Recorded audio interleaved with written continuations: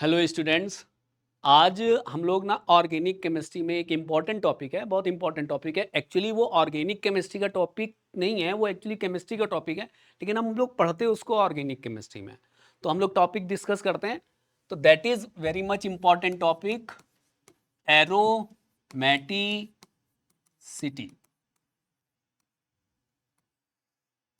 In general जब हम लोग ऑर्गेनिक केमिस्ट्री में पढ़ते हैं तो स्टार्टिंग जब करते हैं ऑर्गेनिक कंपाउंड्स की, तो हम लोग ये कहते हैं कि जो ऑर्गेनिक कंपाउंड्स होते हैं वो बेसिकली दो टाइप के होते हैं, aliphatic compounds and aromatic compounds. तो जब हम बात करते हैं कि एलिफेटिक कंपाउंड, तो aliphatic compound aliphatic compounds means actually होता है that is fat like. And in organic chemistry, these aliphatic compounds, you can say कि these aliphatic compounds are derived from alkane, alkene and alkynes and their derivatives.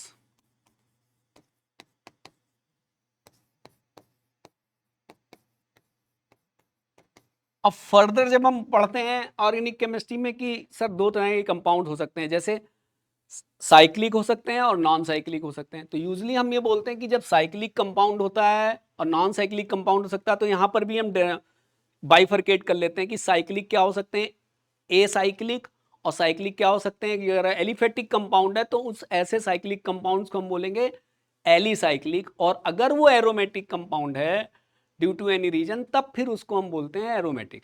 तो यहाँ पर क्या है कि aliphatic compounds हो सकते हैं और एरोमेटिक कंपाउंड्स हो सकते हैं। एंशिएंटली मतलब बहुत पहले हम लोग ये मान के चलते थे कि जो एरोमेटिक कंपाउंड्स हैं, जो एरोमेटिक कंपाउंड्स हैं, these are derived from, it means aromatic means aroma, this is derived from aroma. And what does it mean? Aroma means characteristic smell.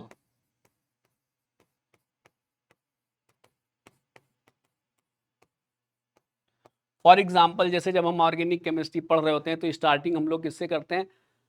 Alkene से पढ़ा, एल्केन पढ़ा, फिर एल्कीन पढ़ा, फिर एल्काइन पढ़ा, फिर उसके बाद करते हैं कि चलो हम अब एरोमेटिक कंपाउंड पढ़ते हैं। तो अब एरोमेटिक कंपाउंड में जो हम सबसे पहले टॉपिक उठाते हैं वो हम उठाते हैं बेंजीन का। हम ये मान के चलते हैं प्रीवियस क्लास में कि हाँ ठीक है कि बेंजीन जो होता है वो एरोमेटिक होता है, लेकिन दिस इज नॉट कंपल्सरी कि कोई ऑर्गेनिक कंपाउंड में ही एरोमेटिक होगा।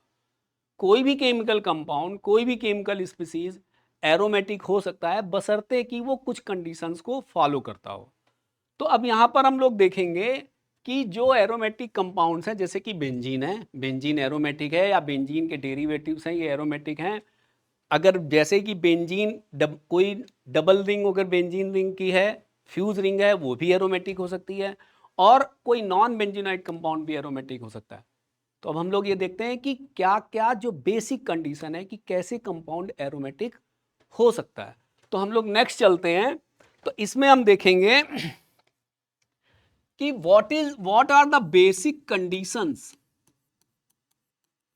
what are the basic conditions of aromaticity।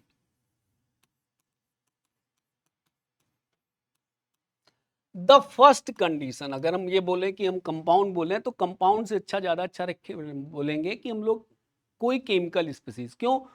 क्योंकि एरोमेटिक कंपाउंड में क्या है कि जरूरी तो है नहीं कि कोई कंपाउंड ही एरोमेटिक हो, कोई भी आयन एरोमेटिक भी हो सकता है। तो हम यहाँ पर ऐसे कहेंगे कंडीशंस ऑफ एरोमेटिसिटी में जो पहली कंडीशन होगी, वो क्या होगी कि अ केमिकल स्पीसीज, ये तो बेसिक कंडीशन है, chemical species must be cyclic. जो सबसे बेसिक कंडीशन है वो क्या हो कि कंपाउंड को या किसी केमिकल स्पीसीज को साइक्लिक तो होना ही पड़ेगा। अगर वो ए साइक्लिक है, अगर वो नॉन साइक्लिक है, तो फिर वो एरोमेटिक नहीं हो सकता है। वो कंपाउंड स्टेबल हो सकता है। जैसे कि क्या होता है, क्या है कि एरोमेटिसिटी, जब किसी भी केमिकल कंपाउंड में या किसी भी केमिकल स्पीसीज में एरोमेटिसिटी डेवलप हो जाती है, या हम ये बोलते हैं कि ये कंपाउंड एरोमेटिक है, तो मोस्टली ये कह सकते हैं हम कि 99.99%, रेयरली एक आधे एग्जांपल है कि कंपाउंड एरोमेटिक है, केमिकल स्पीसीज एरोमेटिक है, बट बावजूद इसके वो अनस्टेबल है। अदरवाइज अगर कंपाउंड एरोमेटिक है या कोई भी केमिकल स्पीसीज अगर एरोमेटिक है ना, तो उसका एक कैरेक्टरिस्टिक फीचर तो ये होगा ही होगा कि वो बहुत ही स्टेबल होगा। ठीक है, तो पहली कंडीशन क्या है कि कंपाउंड या कोई भी chemical species must be cyclic. It may be homocyclic,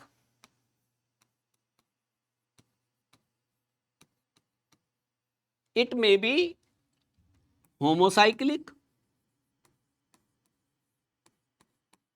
homocyclic means, homocyclic का मतलब ये हुआ किसी एक ही एटम की रिंग हो। जैसे मान लो फॉर एग्जांपल कार्बन है, जैसे ऑर्गेनिक केमिस्ट्री का मतलब क्या है, केमिस्ट्री ऑफ कार्बन। अब यहां पर होमोसाइक्लिक का क्या मतलब हुआ कि जो रिंग होगी वो बस कार्बन और कार्बन की रिंग होगी। ठीक है ना, जैसे मान लो इस होमोसाइक्लिक को हम ये फॉर एग्जांपल ये कह सकते हैं, फॉर एग्जांपल कार्बोसाइक्लिक।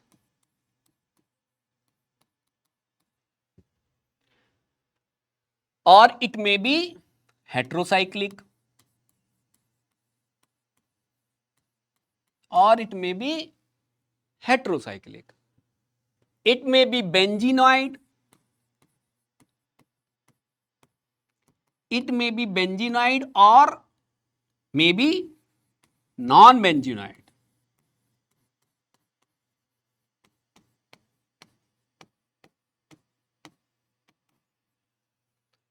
जरूरी नहीं है कि कोई भी कंपाउंड अगर हो, जैसे हम लोग जनरली मान के चलते हैं कि कोई भी कंपाउंड अगर है तो कैसा होगा, मतलब अगर एरोमेटिक होना होगा तो कैसा होगा, सर बेंजीन, बेंजीन मतलब एरोमेटिक, नहीं, जरूरी नहीं है। It may be benzenoid, it may be non benzenoid. उसमें बेंजीन वाली रिंग भी हो सकती है, बेंजीन वाली रिंग नहीं भी हो सकती है। जरूरी नहीं कि 6 एटम की ही रिंग हो। 6 एटम की रिंग होगी तो यूजुअली क्या होता है कि भाई 6 एटम की बेंजीन रिंग की जो रिंग होती है वो 6 कार्बन एटम की रिंग होती है। तो अब जैसे हम मान लो कहते हैं कि होमोसाइक्लिक है, तो क्या है कि केवल कार्बन कार्बन की रिंग, अगर केवल कार्बन कार्बन की रिंग है, इसमें कोई और एटम से इंटरेक्शन नहीं हुआ है, तो इसका मतलब है this is homocyclic.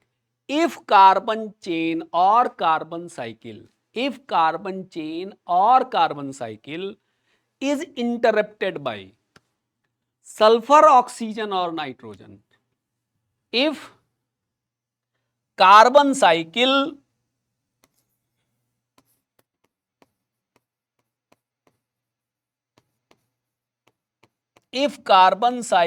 is interrupted by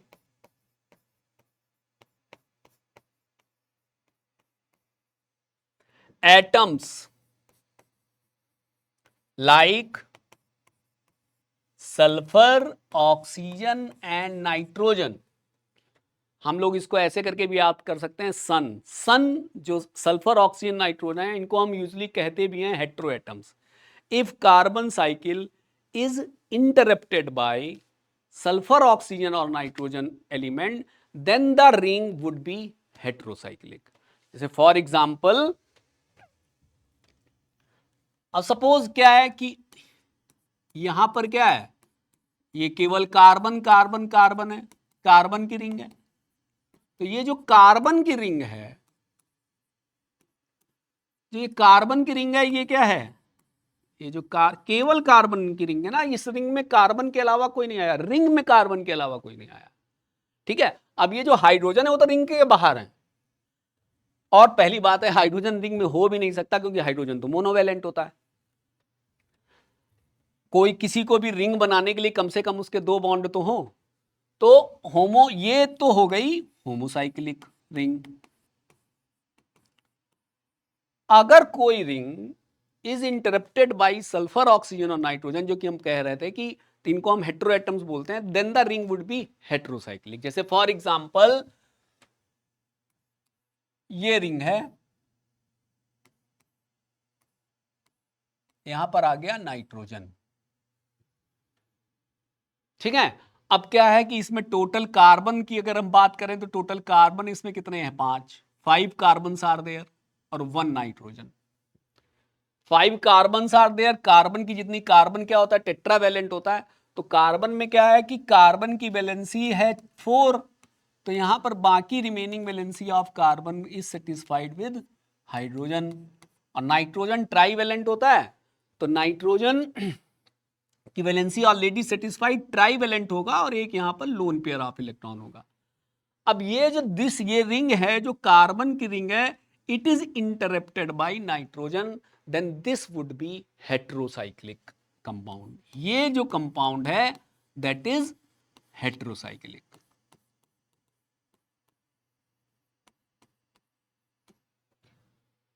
और इसको बोलते क्या है, दिस इज पिरिडीन। ऐसे ही हेट्रोसाइक्लिक के दूसरे एग्जाम्पल हो सकते हैं, जैसे कि for example this is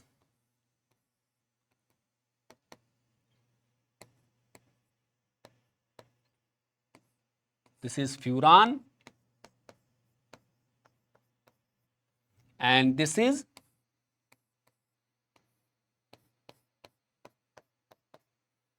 pyrrole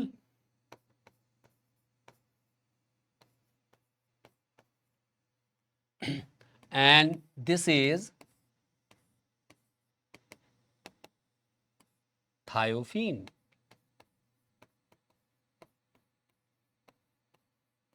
So it means if any cycle is interrupted by sulfur, oxygen or nitrogen, then this cycle becomes heterocyclic.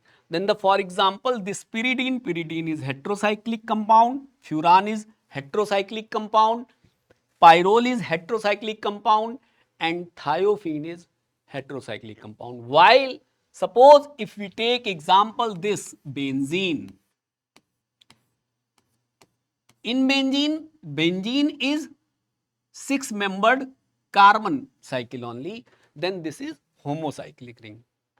Okay, this is benzene is homocyclic, this is furan is heterocyclic, this is pyrrole, thiophene, these all are heterocyclic and this is homocyclic. तो जो पहली condition aromaticity की है वो क्या है कि compound या chemical species must be cyclic. It may be homocyclic, it may be heterocyclic, it may be benzenoid, it may be non-benzenoid, it may be a neutral compound, it may be any ionic species. Okay, so first condition is the compound must be cyclic or a chemical species must be cyclic. Now इसका second point is the whole ring. पहली बात तो हो गई कि भाई ring होनी चाहिए या कंपाउंड साइक्लिक होनी चाहिए, और second thing the whole ring must be the whole ring must be resonance stabilized. The whole ring must be resonance stabilized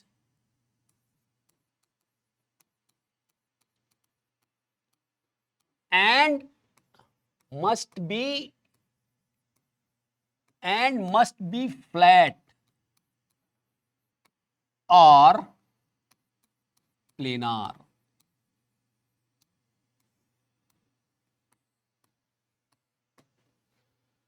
the whole ring must be कैसी, पहली कंडीशन क्या हो गई, पूरी साइक्लिक होनी चाहिए. सेकेंड कंडीशन क्या हो गई, रेजोनेंस स्टेबलाइज होनी, पूरी की पूरी रिंग में रेजोनेंस करंट होना चाहिए.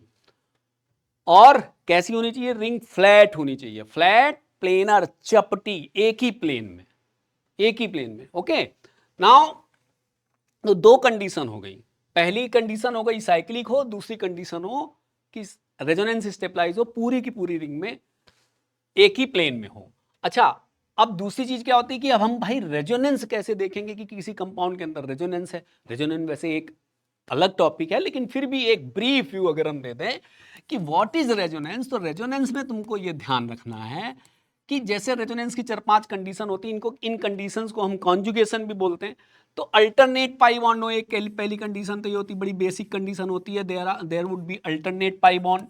सेकेंड कंडीशन होती है कि suppose assume 3 atoms, there are 3 atoms, X having a lone pair of electron and in between Y and Z there would be a pi bond. Due to this तीसरी कंडीशन ऐसी हो सकती है, due to this lone pair it may have negative charge and Y और Z के बीच में पाई बॉन्ड। ओके, और अगर हम बात करें फोर्थ कंडीशन, तो फोर्थ कंडीशन में क्या हो सकता है कि जैसे पहली कंडीशन हो गई alternate pi bond, second condition क्या हो गई ट्राइआड सिस्टम, एक तरह से कि एक्स, सपोज एक एटम एक्स है, उसके पास एक लोन पेयर ऑफ इलेक्ट्रॉन, एक लोन पेयर ऑफ इलेक्ट्रॉन का मतलब ये होता है कि भाई अगर दो लोन पेयर ऑफ इलेक्ट्रॉन है तो दो लोन पेयर ऑफ इलेक्ट्रॉन है, तो क्या एक लोन पेयर ऑफ इलेक्ट्रॉन नहीं है उसके पास। जैसे फॉर एग्जाम्पल हमको किसी काम के लिए हमें 10 रुपए चाहिए और मेरे पास 100 रुपए हैं, तो अगर जब मेरे पास 100 रुपए हैं तो 10 रुपए तो है ना मेरे पास, ठीक है। सेम विद ये कि अगर हमने कहीं पे सर यहां पर तो दो लोन पेयर ऑफ इलेक्ट्रॉन है, अरे हम कह रहे हैं भाई एक लोन पेयर ऑफ इलेक्ट्रॉन कम से कम होना चाहिए, अगर दो लोन पेयर हो तो उसमें एक loan pair of electron conjugation में यूज हो जाएगा, एक लोन पेयर रखा रहेगा। अच्छा, फोर्थ कंडीशन इसमें क्या हो सकती है कि सपोज एक्स के पास पॉजिटिव चार्ज हो और वाई और जेड के बीच में पाई बॉन्ड हो। फिफ्थ कंडीशन हो सकती है कि एक्स के पास डॉट हो, वाई और जेड के बीच में पाई बॉन्ड हो। और सिक्स कंडीशन एक ऐसी हो सकती है कि सपोज दो ही एटम हो, उसमें एक्स के पास लोन पेयर ऑफ इलेक्ट्रॉन हो और वाई का ऑर्बिटल क्या हो, एक क्या हो पी ऑर्बिटल, स्पेशली वो कैसा हो वैकेंट हो। मतलब ऐसा हो कि एक्स के पास लोन पेयर और बगल वाले के पास एक वैकेंट पी ऑर्बिटल। अब इस वैकेंट पी ऑर्बिटल की वजह से एक न्यूट्रल एटम भी हो सकता है और उसके ऊपर एक पॉजिटिव चार्ज भी हो सकता है, ठीक है। तो ये एक रफ दिया कि भाई देखो दो कंडीशन एरोमेटिसिटी की, पहली साइक्लिक हो, दूसरा क्या हो कि पूरी की पूरी रिंग में रेजोनेंस हो। अभी हम बेसिक्स हमको थोड़ा सा बता दिया, थोड़ा सा रफ आइडिया दे दिया कि भाई रेजोनेंस कैसे देखेंगे, तो एक हल्का सा रिव्यू दे दिया कि ये रेजोनेंस की बेसिक कंडीशंस होती हैं। अब इसके बाद जो थर्ड कंडीशन होती है, जो सबसे इंपॉर्टेंट कंडीशन है, तीसरी condition, it must follow Huckel's 4n+2 pi electron rule. वैसे हकेल रूल जो होता है वो एक मोनोसाइक्लिक रिंग के लिए वैसे ज्यादा अप्लाइड होता है बेसिकली, कई बार उसमें कुछ एक्सेप्शन भी हो जाते हैं कि हकेल्स 4n+2 pi electron rule follow नहीं हो रहा है, लेकिन बावजूद इसके, क्योंकि वो जब मोनोसाइक्लिक की जगह पर अगर कोई पॉलीसाइक्लिक रिंग है तो वहां पर ऐसा हो सकता है, लेकिन अगर एक रिंग है तो उसमें हकेल्स 4n+2 पाई इलेक्ट्रॉन रूल को फॉलो होना चाहिए। और अब now what is 4n+2 pi electron rule. यहां पर n की वैल्यू क्या हो सकती है, n में be a whole integer 0 1 2 3 4 and so on. तो सपोज n की वैल्यू अगर 0 है तो देयर वुड बी कितने हो गए 4 into 0 plus 2, 2 electrons. 4n+2 pi electron, मतलब अगर सिस्टम में दो इलेक्ट्रॉन है तो हकेल्स 4n+2 पाई इलेक्ट्रॉन रूल को फॉलो कर रहा है। अब अगर n इज इक्वल टू 1 है, अगर n इज इक्वल टू 1 है तो इसका मतलब क्या हुआ 4 into 1 plus 2 is equal to 6। Okay, अगर n इज इक्वल टू 2 है, सपोज अगर n इज इक्वल टू 2 है तब क्या हुआ, अगर n इज इक्वल टू 2 है तो ये 4n+2 इज इक्वल टू कितना आ जाएगा, 4n+2 इज इक्वल टू आ जाएगा 10। इसका मतलब एक तरीके से हम रफ आइडिया ले लें तो ये पक्का है कि अगर देयर आर 2 6 4 4 का गैप करते चले जाओ, 2 6 10 14 2 6 10 14 18 22 एंड सो ऑन। तो इसका मतलब है कि यहां पर 4n+2 pi electron rule follow हो रहा है। यहां पर क्या हो रहा है 4n+2 pi electron rule follow हो रहा है। तो यहां पर एक तरह से देखा जाए, अब इसमें हम एक चीज और बताते हैं कि 4n+2 पाई इलेक्ट्रॉन रूल में साथ साथ ये है कि इस पाई इलेक्ट्रॉन सिस्टम में क्या होगा, those loan pair of electrons, ध्यान से सुनना, those loan pair of electrons, those loan pair of electrons must also be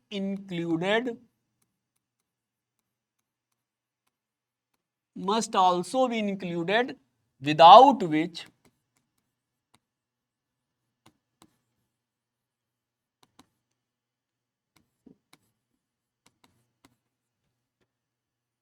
resonance without which you can say without which resonance is broken, मतलब जो resonance की current है वो रुक गई है, समझ ऐसे समझ लो। जैसे फॉर एग्जांपल ऐसे समझ लो, फॉर एग्जांपल ये फ्यूरान है, ठीक है। अब यहां पर, अब जैसे मान लो ये फ्यूरान नहीं है, ये मान लो ये एक साइक्लिक ईथर है। अब इसमें भी हमने पाई बॉन्ड नहीं बनाया तो ये अभी फ्यूरान नहीं है, तो अब यहां पर पाई इलेक्ट्रॉन है ही नहीं, तो 4n+2 पाई इलेक्ट्रॉन रूल का सिस्टम ही नहीं है। ये कंपाउंड क्या हो गया, साइक्लिक है, पहली कंडीशन फुलफिल। अब अगर हम कोई पूछें कि अगर ये साइक्लिक है, ओके, होमोसाइक्लिक है, नहीं, ये हेट्रोसाइक्लिक है, because the ring is interrupted by sulphur oxygen nitrogen में से कोई एक हो, तो यहाँ पर ऑक्सीजन है, तो ये हेट्रोसाइक्लिक रिंग है। और पाई इलेक्ट्रॉन सिस्टम नहीं है, प्लेनर है ही नहीं फिर, ठीक है, तो यहाँ पे ये एरोमेटिक हो ही नहीं सकता। अब यहाँ पर जो सेकंड कंडीशन है वो क्या होनी चाहिए, रेजोनेंस स्टेबलाइज होनी चाहिए। अब यहाँ पर रेजोनेंस है, हो गया रेजोनेंस। अगर देखा जाए तो देखो, अगर O को मान लो X, तो X Y Z, तो रेजोनेंस है, इतना रेजोनेंस है। अभी पूरी रिंग में रेजोनेंस नहीं है, इतना रेजोनेंस है, तो अभी काम नहीं चल रहा है। एरोमेटिसिटी होने के लिए क्या होना चाहिए, पूरी रिंग में रेजोनेंस होना चाहिए, ठीक है। तो अब यहाँ पर हम यहाँ पर एक पाई बॉन्ड लगा दें। अब जैसे हम लोगों को बेसिकली ज्यादातर ये क्या होता है, रफली हमको ये आइडिया रहता है कि अगर अल्टरनेट पाई बॉन्ड है, अगर अल्टरनेट पाई बॉन्ड है तो रेजोनेंस है। तो यहाँ पर देखो, double bond single bond double bond, double bond single bond double bond, तो यहाँ रेजोनेंस है। अब double bond single bond double bond, और यहाँ पर क्या आ गया, एक लोन पेयर आ गया। अब वैसे तो यहाँ पर दो लोन पेयर है, लेकिन हमको एक ही lone pair of electron conjugation में इन्वॉल्व होगा, तो हमको यहाँ पर एक ही लोन पेयर ऑफ इलेक्ट्रॉन लेना है। मतलब ये नहीं लेना है, देखो वो लोन पेयर ऑफ इलेक्ट्रॉन को भी हकल्स 4n+2 पाई इलेक्ट्रॉन्स में ऐड करना है, जिनके बगैर रेजोनेंस पॉसिबल नहीं है। Double bond single bond double bond, एक पाई बॉन्ड में कितने इलेक्ट्रॉन होते हैं, दो, तो यहाँ पर कितने हो गए, दो और दो चार, तो ये क्या हो गए, चार हो गए। और अब ये लोन पेयर आ गया। अब दो लोन पेयर है, लेकिन एक ही लोन पेयर का काम डीलोकलाइज होगा उसके साथ, तो यहां पर 4n+2 पाई इलेक्ट्रॉन कितने हो गए, 4n+2 पाई, ये कितने हो गए, 6 हो गए। तो यहां पर एक चीज देखा जाए तो इसमें पहली कंडीशन देखो, पहली कंडीशन क्या होनी चाहिए, कंपाउंड क्या होना चाहिए, साइक्लिक, तो ये साइक्लिक है। सेकेंड कंडीशन, पूरी की पूरी रिंग में रेजोनेंस होना चाहिए, तो पूरी की पूरी रिंग में रेजोनेंस है। रेजोनेंस जब होता है तो वैसे नॉर्मली क्या होता है कि रेजोनेंस जब होता है तो प्लेनर सिस्टम हो ही जाता है, sp2 हाइब्रिडाइज सिस्टम हो ही जाता है। तो पूरी की पूरी 5 एटम की रिंग है, हेट्रोसाइक्लिक रिंग है, फ्लैट होगी। तो यहां पर क्या हो गया कि इसने पहली कंडीशन भी फुलफिल करी, सेकेंड कंडीशन भी फुलफिल करी, और थर्ड कंडीशन भी फुलफिल करी। तो ये जो कंपाउंड है, इस कंपाउंड को हम क्या कहते हैं, फ्यूरान कहते हैं। This compound is aromatic. तो कहने का मतलब ये हुआ कि अगर कंपाउंड एरोमेटिक है, या अगर कोई भी केमिकल स्पीसीज एरोमेटिक है, तो वो उसके 3 कंडीशन फुलफिल होनी चाहिए। पहली कंडीशन क्या होनी चाहिए, साइक्लिक होना चाहिए, रफ कंडीशन, जैसे रफ दिमाग में रफ एक चीज बैठी रहे कि पहली कंडीशन क्या है, साइक्लिक हो। दूसरी कंडीशन हो, पूरी की पूरी रिंग में क्या हो, रेजोनेंस हो। हाँ है, पूरी की पूरी रिंग में रेजोनेंस है, तो वो प्लेनर होगा, ठीक है। ज्यादातर मोस्टली केस में प्लेनर होता है। अगर कोई बहुत ज्यादा एटम की रिंग हो जाती तभी वो नॉन प्लेनर हो सकता है, अदरवाइज फिलहाल वो मान के चलते हैं 5 या 6 एटम तक में अगर पूरी की पूरी रिंग में रेजोनेंस होता है, 5 या 6 एटम की रिंग में, तो वो क्या होता है, प्लेनार, पूरा का पूरा सिस्टम प्लेनार होता ही है, ठीक है। तो यहां पर क्या हुआ, पहली कंडीशन फुलफिल हो गई, सेकंड कंडीशन फुलफिल हो गई, और 4n+2 पाई इलेक्ट्रॉन वाली, 4n+2 पाई इलेक्ट्रॉन वाली हकेल वाली वो भी कंडीशन फुलफिल हो रही है। यानी कि ये पहली, दूसरी, तीसरी, फर्स्ट, सेकंड, थर्ड, तीनों कंडीशन फुलफिल कर रहा है। Then this compound would be aromatic. Okay, तो अब इतनी सी बात है, ये रफ आइडिया था कि ये ऐसे बता पाओगे कि हाँ कोई भी कंपाउंड या कोई भी केमिकल स्पीसीज एरोमेटिक है। अच्छा, अब इसमें क्या है, एक चीज अब इसमें नेक्स्ट बताते हैं कि देखो, अगर पहली कंडीशन फुलफिल, दूसरी कंडीशन फुलफिल, तीसरी कंडीशन, अगर अब देखो समझो बात को, ऐसे डब्बे में बंद कर लो चीजें, 1 2 3 कंडीशन अगर हो रही है तो यूजली कंपाउंड, 1 2 3 कंडीशन अगर हो रही है तो यूजली कंपाउंड क्या होगा, एरोमेटिक होगा।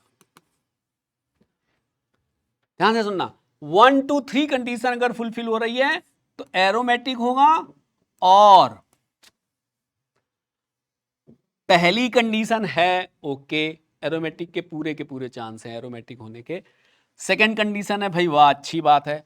फर्स्ट सेकंड के बाद अगर चौथी कंडीशन, हम यहां पर चौथी कंडीशन नाम दे रहे हैं फोर्थ कंडीशन, तो फिर ये क्या हो गया, anti aromatic.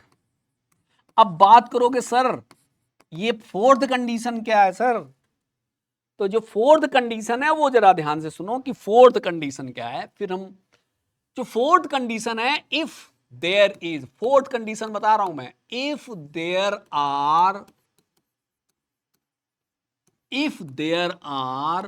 4n pi electrons, if there are 4n pi electrons, then अगर 4n pi electrons है, where n is equal to क्या हो सकता है, 0 1 2 3। अब जैसे 4n pi इलेक्ट्रॉन का मतलब, या 4n pi इलेक्ट्रॉन का मतलब क्या है कि अब जैसे सपोज पाई इलेक्ट्रॉन 4 हैं, ये जो नंबर होते हैं 4n pi इलेक्ट्रॉन के वो मैं बता दे रहा हूं, 4 है, 8 है, 12 है, 16 है, 20 है, 24। अब जैसे एग्जांपल के तौर पे ऐसे समझते हैं, सपोज पाई इलेक्ट्रॉन 4 हैं, सपोज एक एग्जांपल हम ले रहे हैं, साइक्लिक है, दिस इज साइक्लोब्यूटाडाइईन, दिस इज साइक्लोब्यूटाडाइईन। अब यहां पर क्या है, पूरी की पूरी रिंग है, पहली कंडीशन फुलफिल है, दूसरी कंडीशन पूरी की पूरी रिंग में रेजोनेंस है, double bond single bond double bond single bond, पूरी रिंग रेजोनेंस स्टेबलाइज, हाँ सब कुछ बढ़िया है। पाई इलेक्ट्रॉन कितने, एक पाई बॉन्ड में 2, 2 और 2 कितने हो गए 4। अब हमने जब हम 4n+2 में, जगह हमने 4n+2 में 4 रखा, तो n की वैल्यू कितनी आ गई हमारी, n की वैल्यू आ गई हाफ या 0.5, तो होल नंबर में नहीं आ रहा ना n की वैल्यू, n की value 4n+2 is pi electron रखो 4n+2, जैसे कि 4n+2 में हमने कितने रखे, 2 इलेक्ट्रॉन रखे, तो यहां पर क्या होगा 4n+2, जब हम यहां पर 4n+2 इज इक्वल टू 2 रखेंगे तो n इज इक्वल टू 0 आ जाएगा, यानी कि 2 पाई इलेक्ट्रॉन अगर सिस्टम में है तो ये हकेल्स 4n+2 पाई इलेक्ट्रॉन है। और अगर 4 इलेक्ट्रॉन है तो जब 4 में रखे तो 4n+2 इज इक्वल टू 4 में n की वैल्यू कितनी आ गई, 0.5 आ गई, तो ये 4n+2 पाई को नहीं फॉलो कर रहे हैं, तो भाई ये किसको फॉलो कर रहे हैं, इवन नंबर हो, ठीक है। तो अब इवन नंबर में क्या है, जैसे कि 4n इज इक्वल टू 4 रखा तो n इज इक्वल टू कितना आ गया 1, तो ये 4n पाई इलेक्ट्रॉन्स हैं। तो यूजुअली क्या होता है कि पहली दूसरी और चौथी कंडीशन है, यानी कि साइक्लिक है, पूरी की पूरी रिंग में रेजोनेंस है और पूरी रिंग में रेजोनेंस करंट है, और इसके अलावा यहां पर 4n पाई इलेक्ट्रॉन है, ना कि 4n+2 नहीं है, 4n पाई इलेक्ट्रॉन है, तो फिर ये एंटी एरोमेटिक होता है। अब देखो 3 चीजें होती हैं, aromatic, anti aromatic, non aromatic. अब इसमें एक एप्लीकेशन है, बहुत बढ़िया एप्लीकेशन होता है, पूरी की पूरी ऑर्गेनिक केमिस्ट्री का सबसे इंपॉर्टेंट एप्लीकेशन होता है, बहुत ज़्यादा इंपॉर्टेंट है इवन, कि अगर कोई कंपाउंड एरोमेटिक है, कोई केमिकल स्पीसीज अगर एरोमेटिक है, तो मोस्टली मैंने अभी बताया था, शुरुआत में भी बताया था कि अगर कोई भी केमिकल स्पीसीज एरोमेटिक हो जाती है तो इसका मतलब होता है कि उसके अंदर एक्स्ट्रा स्टेबिलिटी आ गई। अगर एंटी एरोमेटिक है तो इसका मतलब है कि वो एक्स्ट्रा अनस्टेबल हो गया। जितना एरोमेटिसिटी की होने की वजह से जितना वो स्टेबल हो रहा है, उतना एंटी एरोमेटिक होने की वजह से उतना क्या हो जाएगा, अनस्टेबल हो जाएगा। अब कोई कंपाउंड नॉन एरोमेटिक है, स्टेबल है, अच्छी बात है, ठीक है ना। इसको तुम किस तरह, कई तरह से एग्जांपल से हम कई बार अच्छे तरीके से समझ सकते हैं कि भाई एरोमेटिक अगर है तो स्टेबल है, एंटी एरोमेटिक अगर है तो वो क्या है, अनस्टेबल है, और नॉन एरोमेटिक है तो मे और मे नॉट बी स्टेबल। अगर स्टेबिलिटी वाली कंडीशन पूरी कर रहा है तो ठीक है, स्टेबल है वो, बट वो नॉन एरोमेटिक है। मतलब नॉन एरोमेटिक में कोई बुराई नहीं है, बुराई एंटी एरोमेटिक में, ठीक है ना। मतलब जैसे कि मतलब इस ऐसे समझ लो कि नेचर में जैसे मान लो 3 तरह के लोग रहते हैं, एक है अमेरिकन, एक है नॉन अमेरिकन और एक है एंटी अमेरिकन। बुराई कहां पर है, एंटी अमेरिकन में, ठीक है। नॉन अमेरिकन में थोड़ा ना कोई बुराई है, भाई ठीक है आप बहुत ज्यादा रिच हैं, आप बहुत ज़्यादा पैसा है आपके पास, सब कुछ सब आपके पास फैसिलिटीज अवेलेबल है, यू आर स्टेबल, भले आप नॉन अमेरिकन हो, क्या फर्क पड़ता है। लेकिन सब कुछ होते हुए भी अगर आप टेररिस्ट हैं तो फिर आप क्या हैं, एंटी एरोमेटिक है, आप अनस्टेबल है। ठीक है, तो यहां पर तो तीन कंडीशन बताई हमने, वैसे देखी जाए 4 कंडीशन में। पहली कंडीशन क्या, साइक्लिक, दूसरी कंडीशन रेजोनेंस स्टेबलाइज, तीसरी condition 4n+2 pi electron rule follow कर रहा है। तो अगर 3 कंडीशंस फॉलो हो रही होती हैं तो वो क्या होता है, एरोमेटिक होता है। अगर पहली कंडीशन और दूसरी कंडीशन के साथ साथ 4n पाई इलेक्ट्रॉन है, 4n पाई इलेक्ट्रॉन का मतलब क्या हुआ, चौथी कंडीशन, तो फिर वो क्या हो जाता है, जनरली एंटी एरोमेटिक हो जाता है। लेकिन एक बात ध्यान रखना, फर्स्ट सेकंड मैंने क्या बताया, इसीलिए मैंने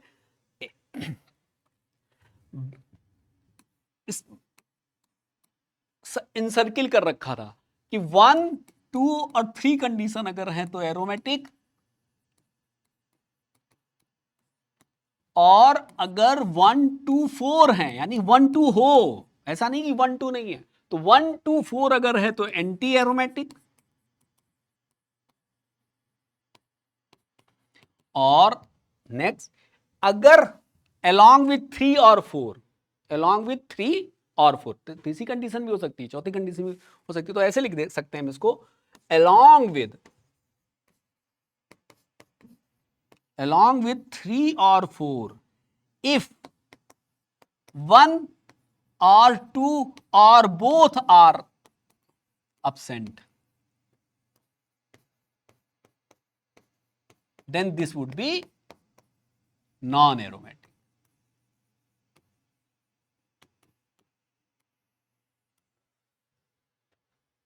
अब जैसे यहां पर हम एक एग्जांपल लेते हैं, मैंने क्या बोला, एक हल्का सा review, first second third condition fulfil aromatic, first second के साथ साथ फोर्थ यानी कि 4n पाई इलेक्ट्रॉन तो एंटी एरोमेटिक।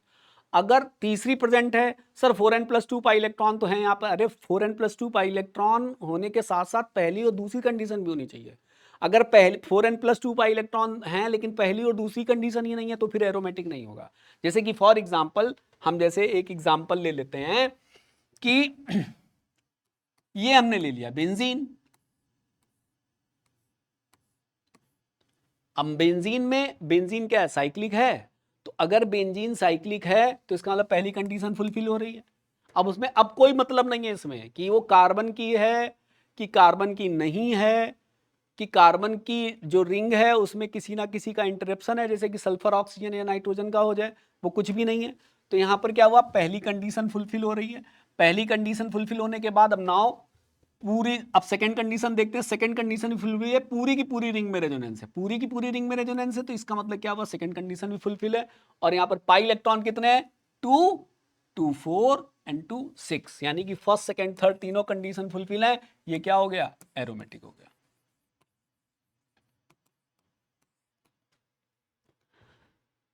ठीक है, अब यहां पर देखो, अब मान लो एक ये बनाया, ये कंपाउंड बना दिया, साइक्लिक है, कितने एटम की रिंग है, 1, 2, 3, 4, 5, 6, 7, साइक्लोहेप्टाट्राइन है ये।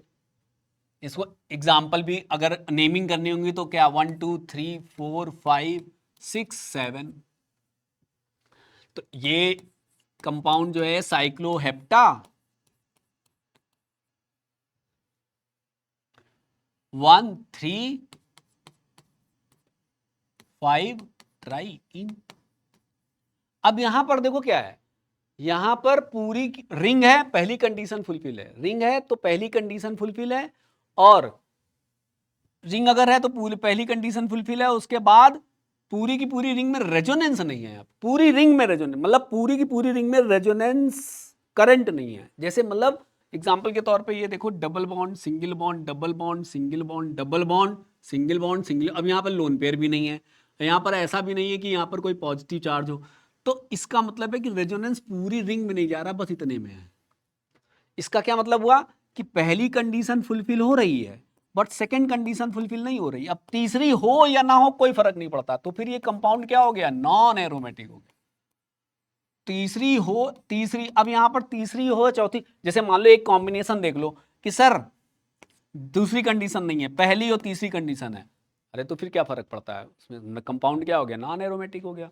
अब सर यहाँ पर पहली कंडीशन फुलफिल है, 4n+2 4n इलेक्ट्रॉन है यहाँ पर, तो 4n इलेक्ट्रॉन है, यानी कि अगर 4 इलेक्ट्रॉन है सिस्टम में, 4 पाई इलेक्ट्रॉन्स हैं या 8 पाई इलेक्ट्रॉन्स हैं या 12 पाई इलेक्ट्रॉन्स हैं या 16 पाई इलेक्ट्रॉन्स हैं, तो सर या तो 4n है, 4n पाई इलेक्ट्रॉन है, तो सर ये एंटी एरोमेटिक है। नहीं नहीं नहीं, एक मिनट रुक जाओ ना, इसमें सेकेंड कंडीशन नहीं है, तो सेकेंड कंडीशन नहीं है तो ये भी क्या हो गया, नॉन एरोमेटिक हो गया। ठीक है ना। अब जैसे अब एक एग्जाम्पल, नेक्स्ट एग्जाम्पल एक हम अभी थोड़ी देर पहले लिया था, ये है साइक्लोब्यूटाडाइन। अब ये जो साइक्लोब्यूटाडाइन है, ये जो साइक्लोब्यूटाडाइन है, इसमें क्या हुआ कि पहली कंडीशन फुलफिल हो रही साइक्लिक, दूसरी रेजोनेंस है, यानी कि पहली कंडीशन भी फुलफिल है, दूसरी कंडीशन भी फुलफिल है, लेकिन यहां पर कितने पाई इलेक्ट्रॉन है, 4 पाई इलेक्ट्रॉन है। अगर 4 पाई इलेक्ट्रॉन है, तो जब 4 पाई इलेक्ट्रॉन अगर होगा तो क्या हो जाएगा, ये 4n पाई इलेक्ट्रॉन्स हैं, तो इसका मतलब यहां कॉम्बिनेशन बन रहा है first second and fourth, it would be anti aromatic, it would be anti aromatic. ठीक है, अब इसके बाद क्या करते हैं अब हम कुछ और एग्जांपल लेते हैं, जैसे एक आयन का एग्जांपल ले लेते हैं। अब जैसे हमने यहां पर एक आयन का एग्जांपल लिया, दिस इज ये साइक्लोप्रोप इनाइल कैटायन,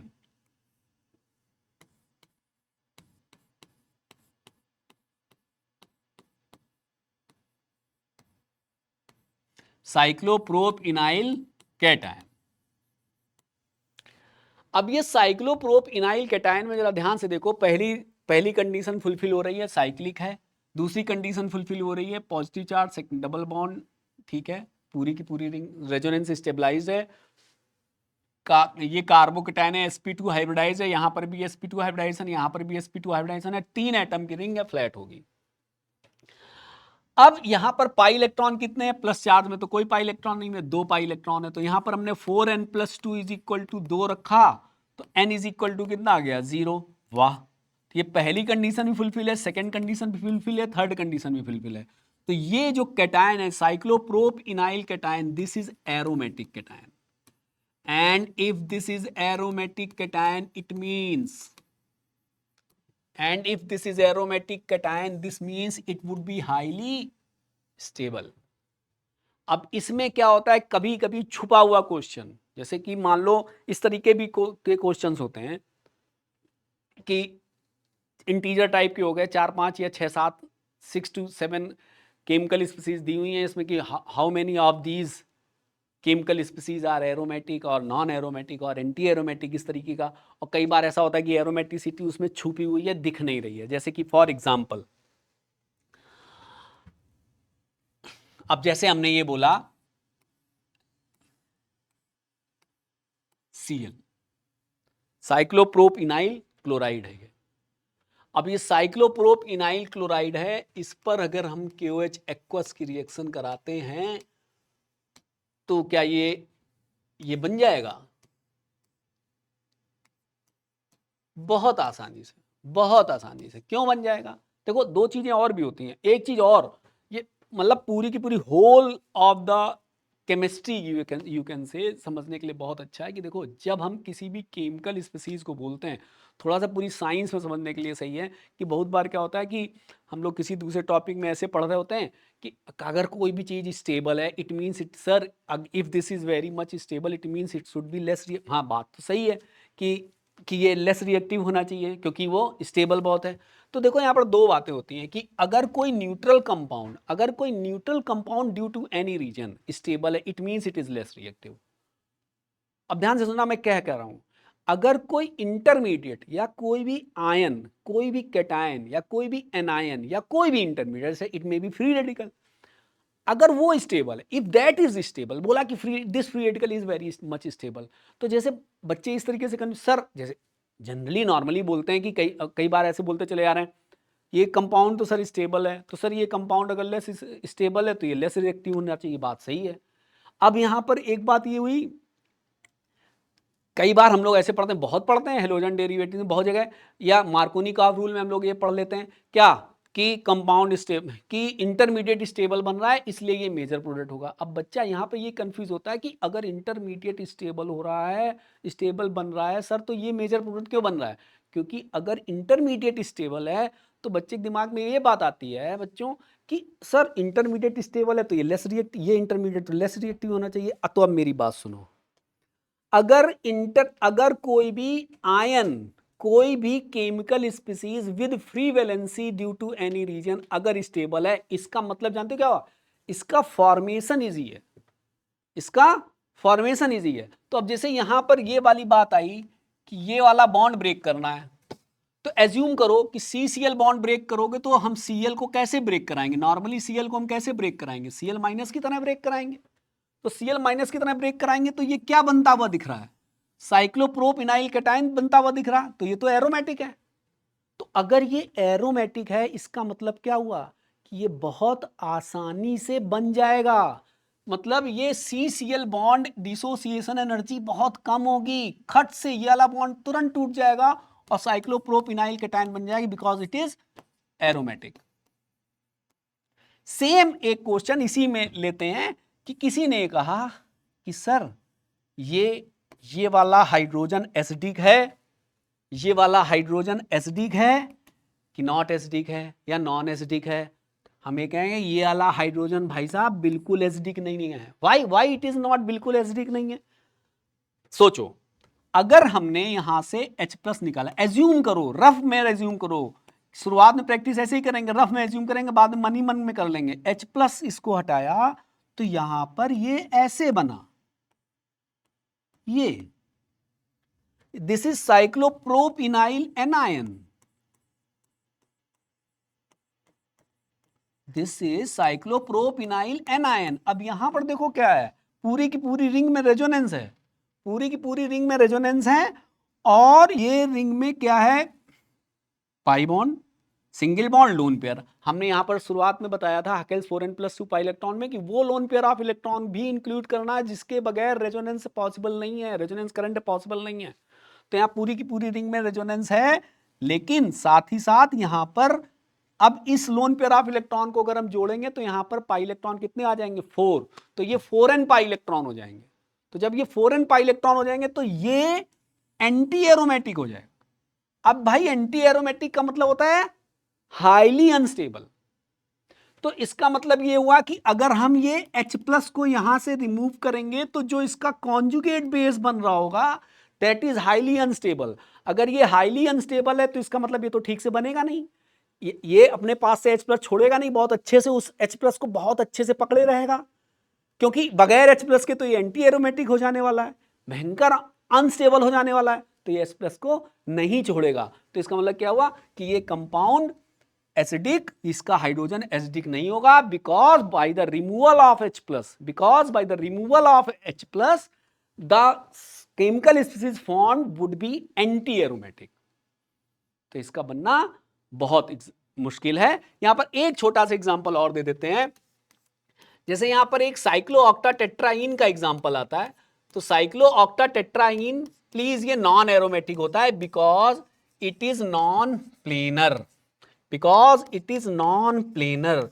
अब मेरी एक बात बहुत ध्यान से सुनना कि सपोज कहीं पर ये आ गया, अब हम लोग तो कई बार क्या होता है क्वेश्चन याद कर लेते हैं कि भाई साइक्लोऑक्टाटेट्राईन में first condition fulfil, second condition fulfil, और 4n+2 पाई इलेक्ट्रॉन्स नहीं है सर, यहां पर तो 8 इलेक्ट्रॉन है, 8 electrons means 4n pi electron, 4n pi electron. तो सर ये तो एंटी एरोमेटिक होगा। नहीं, ये एंटी एरोमेटिक नहीं है, ये नॉन एरोमेटिक है।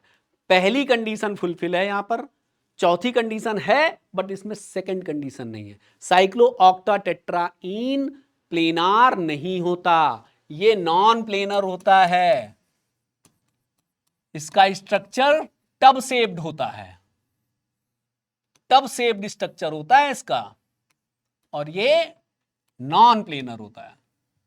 तो ये क्या है? नॉन एरोमेटिक है, क्योंकि ये नॉन प्लेनर है। अगर सपोज यहां पर किसी ने question, suppose for example advance का क्वेश्चन है और उसमें एडवांस ने कहा है कि for suppose cyclooctatetraene, assuming cyclooctatetraene is a planar system, तो फिर साइक्लोऑक्टाटेट्राइन एंटी एरोमेटिक होगा, अदरवाइज साइक्लोऑक्टाटेट्राइन नॉन एरोमेटिक होता है। ठीक है, तो बच्चों थोड़ा सा तुमको हमने एक रफ आइडिया दिया एरोमेटिसिटी का और थोड़े से एरोमेटिसिटी के एप्लीकेशन बताए। ठीक है, थोड़े क्वेश्चन इस तरीके से, जैसे कि इंटरमीडिएट, अगर जैसे मान लो कई बार एक एग्जांपल और ले लो, अच्छा चलते चलते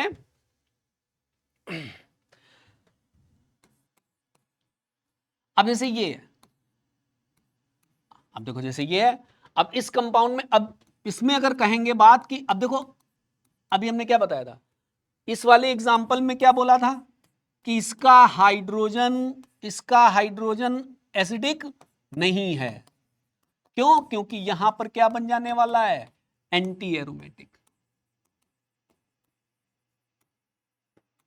लेकिन इसका हाइड्रोजन बहुत अच्छे से एसिडिक होगा, क्यों? क्योंकि यहां पे बन जाएगा आपका compound cyclopentadienyl anion, it would be aromatic. तो इसका मतलब क्या हुआ, ये तो आयन है, और हमने क्या बोला था, कोई भी आयन हो या कोई भी केमिकल स्पीसीज हो, वो अगर स्टेबल है तो इसका मतलब तुम ऐसे एज्यूम किया करो कि अगर कोई भी इंटरमीडिएट स्टेबल है, कोई भी आयन स्टेबल है, इसका मतलब क्या होता है कि वो बहुत आसानी से बन जाएगा, it would be very much easily formed. Okay, तो यहां पर इसका हाइड्रोजन बहुत एसिडिक होगा और ये बड़ी आसानी से H+ बन जाएगा। तो हमने एक रफ आइडिया तुमको थोड़ा सा एरोमेटिसिटी का दिया और इस पर बेस्ड कुछ अप्लाइड क्वेश्चन कराए। तो ठीक है, तो इसके बाद नेक्स्ट मिलते हैं।